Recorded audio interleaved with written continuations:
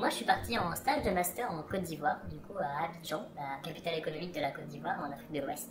Et ma mission à moi c'était de faire de la sensibilisation et d'estimer le gisement de déchets qu'on pouvait retrouver chez les habitants. En France c'est assez simple d'estimer le gisement de déchets par habitant, ça veut dire qu'on a le camion qui pèse directement quand la poubelle est bêlée, ou alors arrivé en centre de tri, en incinérateur ou en centre d'enfouissement, là le camion est pesé.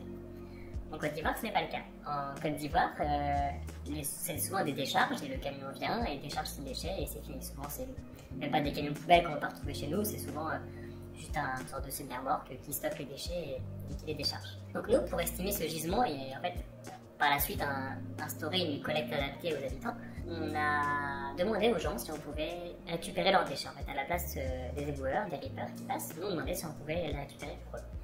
Donc on ramassait les déchets chez les gens. Puis en fait, par faute d'équipement et d'installation, on installait une bâche une rue plus loin. On essayait de trouver un petit terrain vague et on caractérisait leurs déchets. Donc ça veut dire qu'on comptait tout, qu'on pesait tout. Et ça choquait souvent de voir des personnes en fait qui triaient les déchets. Parce qu'on se dit, souvent c'est très mal interprété le travail des déchets, c'est mal vu. Et là les gens se demandaient pourquoi il y a des gens qui sont en train de trier nos déchets. Ça attirait les enfants, mais souvent quand on leur expliquait, ça passait très bien. Et pour avoir en fait cette continuité des déchets, pour savoir ce qu'ils deviennent, on a voulu aussi voir ce qu'il y avait dans les décharges sauvages, parce qu'il y a des récupérateurs, des gens qui viennent récupérer des bouteilles en plastique, qui viennent récupérer la ferraille. Donc on est venu en fait compter aussi ce qu'il y avait dans ces décharges. Donc on ramenait des grands sacs de riz, soit de notre consommation personnelle, soit qu'on achetait directement. Donc c'est des sacs de 100 litres. En fait on les remplissait pour avoir de 80 à 100 litres, ou ça dépendait. Des fois on avait plusieurs sacs pour arriver à 300 litres de déchets. Et on comptait tout, pareil, on installait notre bâche qui nous suivait, et on comptait tout, on dénombrait tout, on caractérisait tout. Puis après, en fait, l'idéal, c'était de voir, en fait, ce qui nous intéressait le plus, c'était de voir ce qui allait se retrouver en mer et dans la lagune. Et du coup, on est allé caractériser ce qu'on appelle les atterrissements. Les atterrissements, c'est des déchets qui s'échouaient sur les berges, sur les plages. Et en fait, là, pareil, on revenait, en fait, avec nos sacs de 100 litres et on mesurait pour voir ce qu'on pouvait ramasser sur... Des fois, en fait, on voulait 300 litres de déchets.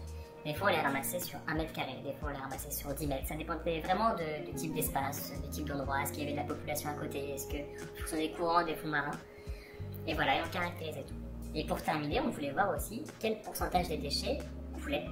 Et donc, pour ce faire, en fait, on voulait récupérer tout ce qui était déchets flottants. Et les déchets flottants, pour les récupérer, il nous fallait une épuisette. Sauf que trouver une épuisette solide qui peut ramasser plusieurs dizaines de kilos directement dans l'eau, ce n'est pas chose facile en Côte d'Ivoire. Même partout ailleurs, d'ailleurs, on ne trouve pas forcément des épuisettes adaptées. Donc on s'est dit autant construire une épuisette. Pour construire une épuisette, c'était assez simple. On est allé chez un vendeur de vélo, acheter des roues de vélo. On a fait couper les rayons de la roue de vélo.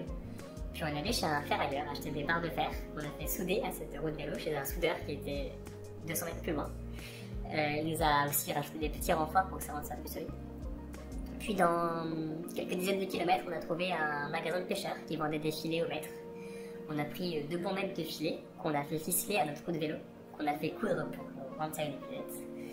Et au final, du coup, on a eu notre épuisette solide, très lourde, mais qu'on pouvait emmener avec nous sur le bateau pour pêcher des déchets. Donc on croisait des pêcheurs sur l'eau, où eux ramassaient des poissons, nous ramassaient les déchets. Chacun son gisement, chacun ses perles rares. Et du coup, on essayait de ramasser le plus possible de déchets. Donc on arrivait tout doucement avec notre épuisette à ramasser et on essayait de remplir pareil entre 100 et 300 litres en fonction du type d'espace.